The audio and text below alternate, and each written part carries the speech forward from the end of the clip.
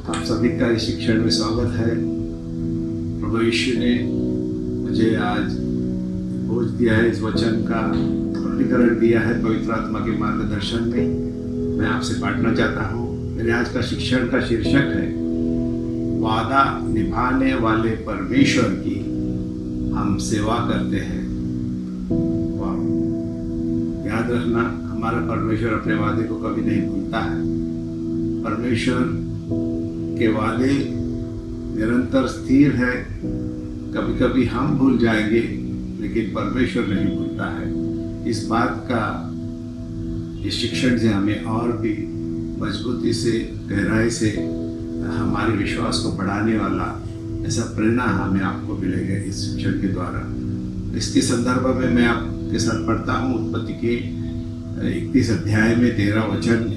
यहाँ पर याकूब जो है अपने पिता के घर से अपने मामा के घर गया था 21 साल पहले, और उसने परमेश्वर से कुछ मन्नत मांगी थी और परमेश्वर ने उसको कुछ वादा किया था।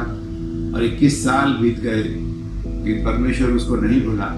सही समय पर 21 साल के बाद परमेश्वर ने उसको याद दिलाया, कहा कि अब समय आया है मेरे उस वादे को तेरे जीवन के लिए जो होने के बारे में मैंने तुझसे भविष्यवाणी की थी 21 साल पहले, अब वो पूरे होने का समय आया है। तो हम लोग पढ़ते हैं उत्पत्ति के 31 अध्याय में 13 वचन में। यहाँ लिखा है कि मैं उस बेतेल का परमेश्वर हूँ जहाँ तूने एक खंबे पर तेल डाल दिया और मेरी मन्नत मानी थी। अब चल इस देश से निकलकर अपने जन्मभूमि को लौट जा। तो हमारा परमेश्वर जो है बड़ा वफादार है, भरोसेमंद है। वो कभी भी अपने वादों को जो आपके प्रति उन्होंने किए हैं कभी नहीं भूलेगा, क्योंकि प्रभु यीशु में हम आए हैं। तो अभी हमारा भवितव्य जो परमेश्वर ने लिख के रखा है उनकी किताब में, हमारी जीवन की किताब परमेश्वर के सामने है। उसके अंदर हमारे जीवन के सारे आशीष, अनगिनत आशीष, बहुमूल्य आशीष लिख के रखे हैं, और परमेश्वर उन्हें कभी नहीं भूलता। जब तक हम प्रभु यीशु के द्वारा हमारे पापों की क्षमा पाकर परमेश्वर के परिवार के भाग नहीं बनते, तब तक मानव के जीवन में उन बातों को पूरा होना अनहोना है। तो परमेश्वर चाहता है कि हम सब उन आशीषों को पाए, क्योंकि परमेश्वर की योजना हमेशा हमारी भलाई की है, कभी भी हमारी हानि की नहीं है। हमें अच्छा भविष्य देने के लिए है, हमें अपेक्षित अंत देने के लिए है, और हमेशा हमें अनंतकालिक पुरस्कार देने वाले ऐसे परमेश्वर के वादे हैं। लेकिन पहले उसके साथ हमको, परमेश्वर के साथ हमको संबंध बनाना जरूरी है। हम उनके बेटे बन जाते हैं, उनके परिवार के भाग बन जाते हैं। यीशु ने हमारे पापों को क्षमा किया उसके द्वारा। तो जैसे ही वो होता है, तो उन सारे वादों को प्रभु आपके जीवन में, आपके भविष्य के जो बातें हैं परमेश्वर की योजना के मुताबिक, उसे पूरा करने के लिए फिर अब शुरुआत हो जाती है। और वही बात यहाँ हम देखते हैं कि याकूब को परमेश्वर याद दिलाता है, वैसे आज आपको भी याद दिलाता है परमेश्वर उन बातों के लिए जहाँ आपने अपने प्रार्थना के समय भी प्रभु से आवाज़ सुनी होगी, या किसी परमेश्वर के जन ने आपके ऊपर भविष्यवाणी की हो, या बाइबल पढ़ते हो आपको परमेश्वर के वचन से कुछ ऐसा वचन मिला है जो बताता है कि ये तेरे लिए है, ये आशीष तेरे लिए है मेरे बेटे, ये आशीष तेरे लिए मेरी बेटी। तो उन वादों को प्रभु आपके जीवन में जरूर पूरा करेगा।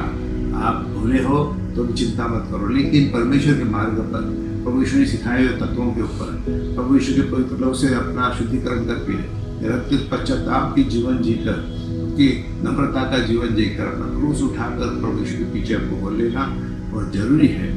फिर ये सारे वादे जो प्रभु ने आपको देने को किए हैं वो जरूर पूरे होते हुए देखोगे आप, एक एक करके उनके समय में प्रभु सब कुछ सुंदर करता है। यहाँ पर हम देखते हैं उत्पत्ति 31 अध्याय में परमेश्वर खुद उसको याद दिलाता है याकूब को कि 21 साल पहले कि तूने जो मेरे साथ वाचा बांधी थी, तूने जो उस पत्थर को जिसे तूने तबके के रूप में इस्तेमाल किया था, और तुझे रात को सपना गिरा था, और तूने एक सीढ़ी भी की थी स्वर्ग से पृथ्वी तक स्पर्श करने वाली, उस सीढ़ी के ऊपर स्वर्गदूत चढ़ते उतरते तूने देखा था, और सीढ़ी के दूसरे छोर पर, स्वर्ग की छोर पर परमेश्वर खुद खड़ा था, प्रभु यीशु, और उसको वादा किया था।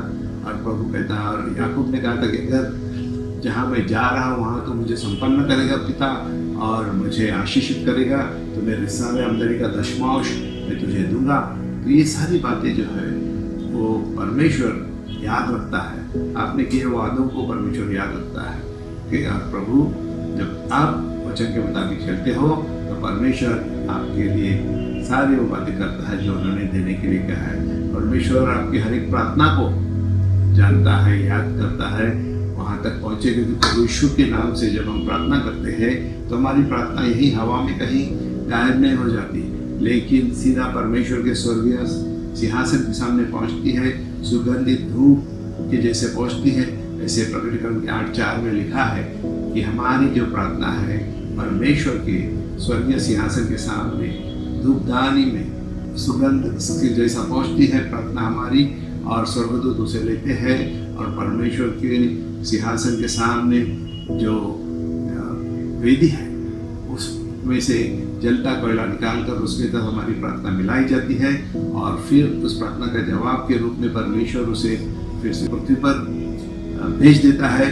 बड़ी गिड़गिड़ाहट, चिल्लाहट और भूकंप और भूडोल और बिजलियाँ गड़गड़ाना, ये सब होता है। उसका मतलब दुष्ट शक्तियाँ जो आपके विरुद्ध में कोई भी योजना करते हैं तो उनके सारे कार्यों का नाश होता है, क्योंकि आपकी प्रार्थना का जवाब इतना जबरदस्त से प्रभु करता है। सारी बातें प्रकटीकरण में लिखी है कि अब पढ़ लेना उसे 8 अध्याय के 4 वचन में। तो यीशु परमेश्वर पवित्र आत्मा हमारे आपके साथ में निरंतर मिल के काम कर रहा है। हमें उनके साथ उनके वचन के साथ तालमेल रखना, हमें भाषा में, हमारी उच्चार, बोली के द्वारा, मन के नवीनीकरण के द्वारा, हमारे हृदय के शुद्धिकरण के द्वारा, ये सब उनको हमको प्रतिसाद देना। इन बातों को अगर हमें पूरा होते हुए देखना है तो वहाँ पर याकूब ने उस दूसरे दिन सुबह में जब उठा, क्योंकि उसने उस सपने में देखा स्वर्ग और पृथ्वी को जोड़ने वाली सीढ़ी, हम जानते हैं कि वो प्रभु यीशु है। इसके द्वारा प्रभु यीशु ने कहा कि मार्ग सत्य जीवन नहीं हूँ, मेरे सिवा पिता के पास कोई नहीं आ सकता। उस बात को जब याकूब उठता है दूसरे दिन, तो उसे वो उस पत्थर को लेके जिसका उसने तकिया बनाया था उसके ऊपर तेल का अभिषेक करता है, और परमेश्वर के लिए वो एक वादे का चिन्ह होता है, और परमेश्वर उस वादे को नहीं भूलता। तो इसके बारे में जब हम ऐसे पढ़ते हैं वचन में, तो यीशु के नाम से प्रार्थना करने से जो परमेश्वर ने बड़े बड़े कार्य हमारे आपके जीवन में किए हैं, इसके बारे में बहुत कुछ हमको सीखने को मिलता है। सबसे पहली बात प्रभु कहता है कि वो जो पत्थर है, याकूब ने उसको अभिषेक किया तेल के द्वारा, और फिर कहा कि आज से ये जगह बेथेल कहलाएगी। अभी पहले उस जगह का नाम लूज था, ऐसे उत्पत्ति के 28 अध्याय में लिखा हुआ उस घटना के दौरान। तो और बेथेल शब्द का अर्थ क्या है? परमेश्वर का भवन। तो प्रभु हमें और आपको बताना चाहते हैं कि जब हम उनके वचन के मुताबिक चलते हैं, आपके घरों को आप खोलते हैं हाउस चर्च के रूप में, जहाँ आपके घर में परमेश्वर के प्रभु यीशु के नाम से स्तुति आराधना होती है, गवाहियाँ दिए जाते हैं, रोटी भोज होता है, दान दशमांश दिया जाता है, वचन होते हैं, कि तो उस वक्त उस जगह को प्रभु कहता है अभी तेरा भवन नहीं है, तुम्हारा अपना घर नहीं है। तो अब हम देखेंगे कि जब हम प्रभु यीशु से प्रार्थना करते हैं, प्रभु यीशु के नाम से पिता के पास प्रार्थना करते हैं, हमारी प्रार्थना जैसे मैंने पहले कहा ऐसे ही हवा में गायब नहीं हो जाती है, परमेश्वर के स्वर्गीय सिंहासन तक पहुँचती है। क्योंकि प्रभु यीशु के पवित्र लहू के द्वारा हम सीधे परमेश्वर के अति पवित्र स्थान में पहुँचते हैं। वो बड़ा अधिकार हमें मिलता है शुद्धिकरण के द्वारा। तो हर एक के लिए, आपके परिवार के लिए, आपके घर बार के लिए ये बड़ी प्रोत्साहन की बात है। मैं आपको प्रोत्साहन देना चाहता हूँ, जब आप आपके घर को चर्च के रूप में खोलते हैं, वहाँ प्रार्थना होती है हर हफ्ते, उसी दिन, उसी समय, उसी घर में हर हफ्ते, तो क्या हो जाता है कि परमेश्वर का उपस्थिति वहाँ आता है। परमेश्वर का वचन हमको वादा करता है, प्रभु का जहाँ 2 या 3 मेरे नाम से, यीशु के नाम से इकट्ठा होते हैं, तो वहाँ प्रभु यीशु कहते हैं कि मैं ही उनके बीच में उपस्थित हूँ। तो उसके द्वारा क्या हो जाता है कि परमेश्वर जो है आपके घर को, उस हाउस चर्च को एक पवित्र वेदी के रूप में देखता है, और फिर वो आपके जीवन के हर प्रकार के मामले में, आपके जीवन के हर प्रकार के, आपके परिवार के लोगों के सदस्यों के, आपके बच्चे, माँ बाप, भाई बहन, जितने भी परिवार के सदस्य और बाकी भी जो चर्च में आने वाले भाई बहन हैं, उनकी सुरक्षा, उनकी ज़रूरतों को परमेश्वर अपने हाथ में लेता है। और जो वहाँ जो प्रार्थना होती है, प्रभु उन प्रार्थना को भूलता नहीं, याद रखना। इसीलिए इस याकूब के इस उदाहरण से हम सीख रहे हैं कि परमेश्वर कहता है कि तेरे हर प्रार्थना को मैंने सुना है, तेरे हर मन्नत को मैंने माना है, और उसे पूरा करने का समय जब आता है तो प्रभु आपके जीवन में उसे पूरा कर ही छोड़ेगा। तो परमेश्वर ने जो याकूब ने जो ये नाम दिया था इस जगह को बेथेल, वो है परमेश्वर का भवन। इस प्रकार से तो और परमेश्वर ने वो अपना वादा आपके परिवारों में पूरा किया है। प्रभु यीशु के द्वारा हम सब अब्राहम की संतान बन जाते हैं, और अब्राहम के सारे वादे विश्वास के साथ हम तक पहुंचते हैं कि तो आपके हर चर्च, आपके घर का जो समर्पण आपने किया है प्रभु यीशु की सेवकाई के लिए, वो बहुत ही बड़ा आपने निर्णय लिया है। उसे कभी भी बंद मत करना, हमेशा उसको चालू रखना, क्योंकि वही आपके और परमेश्वर के बीच में आपके परिवार की सुरक्षा का एक जबरदस्त जोड़ है और माध्यम है, जिसके द्वारा आप खुद आशीषित होते हैं और आप दुनिया के परिवारों के लिए आशीष का केंद्र बनते हैं, आशीष का कारण बनते हैं। तो इतना बड़ा सौभाग्य, उत्तरदायित्व तो कभी गंवाना मत, खोना मत। और इस प्रकार से हम देखते हैं कि प्रभु पिता परमेश्वर ने याकूब के जीवन की मन्नत 21 साल के बाद पूरी की, और परमेश्वर जो है कभी भूलता नहीं है, भले हम और आप भूल सकते हैं। याकूब के जीवन में बहुत सारी घटनाएं घटी कि वो अपने पत्नियों को बुलाकर कुछ बताता है अपने दुख को। तो उस प्रकार से आपके जीवन में बहुत सारी घटनाएं घटी होगी, लेकिन परमेश्वर उन सारी बातों को देखता है, ये हमको मालूम पड़ता है। तो एक घटना आप देखेंगे याकूब के जीवन में, उत्पत्ति के 31 अध्याय में 4 से 7 वचन में वो अपनी पत्नियों को कुछ बताने लगता है कि कैसे उसके साथ व्यवहार हो रहा है उसके ससुर के द्वारा। उसका मामा था वो लाबान, लेकिन फिर भी वो उसके साथ सही व्यवहार नहीं कर रहा था और उसका पूरा फ़ायदा उठा रहा था। उसके साथ उसकी जो मेहनत का, उसका आमदनी देना था, उसमें भी वो बार बार बदलाव करता था। तो बहुत ही कठिनाइयों का सामना याकूब ने किया, फिर भी लेकिन परमेश्वर के आशीष उससे कभी दूर ना है। आपके साथ भी इस प्रकार से कोई दुर्व्यवहार करता है, आपके साथ कोई अन्याय करता है, चिंता मत करो, प्रभु का हाथ आपके ऊपर है, तो आपके आशीष कोई नहीं रोक सकता, आपके आशीष को कोई नहीं छीन सकता। तो उत्पत्ति के 31 अध्याय में जब हम देखते हैं 4 से 7 वचन पढ़ेंगे, तब याकूब ने राहेल और लिया को मैदान में अपनी भेड़ बकरियों के पास बुलवाकर के कहा, तुम्हारे पिता के मुखड़े से मुझे समझ पड़ता है कि वह तो मुझे पहले की नाई अब नहीं देखता, पर मेरे पिता का परमेश्वर मेरे संग है। याकूब कहता है, और तुम भी जानती हो कि मैंने तुम्हारे पिता की सेवा शक्ति भर की है, और तुम्हारे पिता ने मुझसे छल करके मेरी मजदूरी को 10 बार बदल दिया है, परंतु परमेश्वर ने उसको मेरी हानि करने नहीं दिया। तो यही मैं आपको बताना चाहता हूँ कि परमेश्वर जो है आपके साथ, आप नेकी से, ईमानदारी से, वफादारी से सेवा करो। जहाँ भी आप काम के जगह पे हो, कॉलेज, स्कूल, जो भी आपकी जिम्मेदारी है फिलहाल मौजूदा, उसको आप वफादारी से निभाते जाओ। आपके साथ जो भी कोई अन्याय करता है उसको प्रभु संभालेगा। उतना ही नहीं, प्रभु उसको अपने तरीकों से, परमेश्वर अपने तरीकों से उनके साथ व्यवहार भी करेगा। आपके आशीष किसी को रोकने नहीं देगा, वो हम यहाँ पर देखते हैं। अब इस प्रकार से यहाँ याकूब की तनख्वाह की मजदूरी मेहनत के बाद 10 बार बदली गई, उसके साथ अन्याय हुआ, लेकिन याकूब क्या कहता है कि मेरा परमेश्वर मेरे साथ है, उसी ने मुझे आज धनवान बनाया, इतनी सारी धन दौलत मेरी बढ़ाई है। तो उसी प्रकार से प्रभु भी आपको ये संभाले रखेगा, उसकी महिमा के लिए प्रभु यीशु के वचनों के मुताबिक चलो। हमको दुनियादारी के लोगों के साथ बदला लेने वाले जीवन नहीं जीना है। तो परमेश्वर जो है आपके विरोधियों का मुंह बंद कर देगा और उनको किसी भी प्रकार से आप तक हानि पहुंचाने को नहीं देगा। क्योंकि लाबान जो है याकूब का ससुर, जब याकूब अपने पत्नी और बच्चों को लेकर धन दौलत लेकर गया था, तो लाबान उसका पीछा करके आया और उसने याकूब को हानि पहुंचाने का सोचा था, लेकिन परमेश्वर ने रात को उसको सपने में आके धमकाया और कहा, खबरदार अगर तू याकूब को कुछ करे। ऐसे उत्पत्ति की 21 अध्याय में 38 से 40 वचन।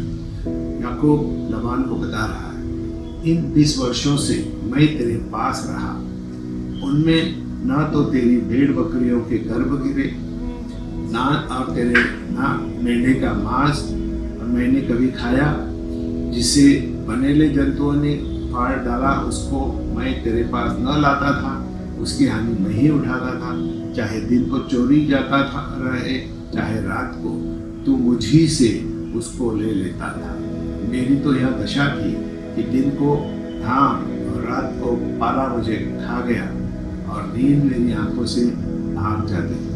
तो आप किस दुख से गुजर रहे हैं, आप कितनी मेहनत कर रहे हैं, आप कितनी कड़ी मेहनत कर रहे हैं, इस प्रकार से आप एकदम वफादारी और वचनबद्धता के साथ अपनी जिम्मेदारी निभा रहे। प्रभु ने सब देखा है, उसके मुताबिक आपके मेहनत को प्रभु बड़ा आशीषित करेगा, आप आशीषित हो जाओगे, आपका परिवार संपन्न हो जाएगा। ओके, और याद रखना कि आप कभी भी खाली हाथ वापस नहीं जाओगे। परमेश्वर ने आपको आशीषित किया है, आपके आशीष कोई नहीं रोक सकता। आपको प्रभु एक जबरदस्त उदाहरण बनाएगा। लोग आपके जीवन को देखेंगे, आपकी गवाही को सुनकर वो लोग भी अपने गलत तौर तरीके बंद करेंगे और सही परमेश्वर के तत्वों के मुताबिक चलेंगे।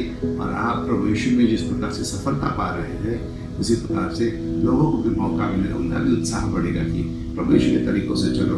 उस वक्त शायद मन मारना पड़ेगा, उस वक्त शायद हमको लोग नीचा दिखाएंगे, लेकिन प्रभु यीशु के हाथ में हमारा मामला जब हम छोड़ते हैं तो फिर प्रभु यीशु आपको कभी भी खाली हाथ लौटने नहीं देगा। परमेश्वर आपके सारी मेहनत का मुआवजा देगा, उसे कई गुना बढ़कर देगा। आपको याद रखना। इसी प्रकार से हम देखते हैं कि याकूब के साथ परमेश्वर ने सही व्यवहार किया।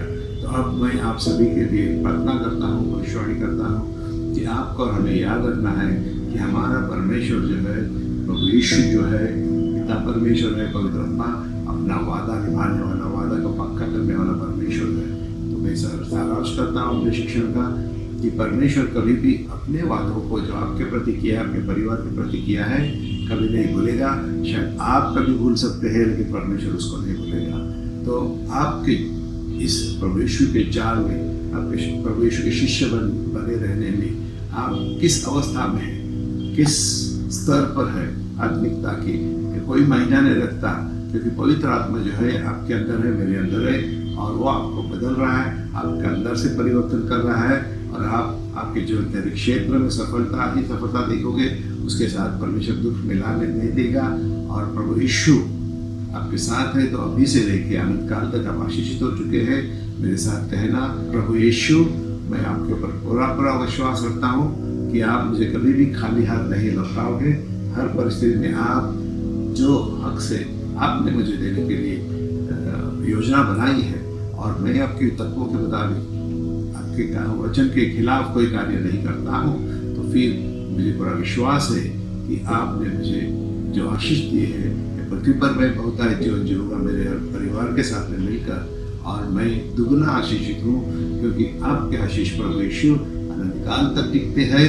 तो स्वर्गीय राज्य में भी मेरे आशीष हमेशा बने रहेंगे। आपने मेरे जीवन में, आपके जीवन में, आपके परिवार में बड़ी मुस्कुराहट लाई है, प्रभु ने हंसी खुशी लाई है, आनंद लाया है, उसका आनंद उठाओ आपके परिवार के साथ। यही मेरी प्रार्थना है, परमेश्वर के नाम से आशीषित हो जाओ। आमीन।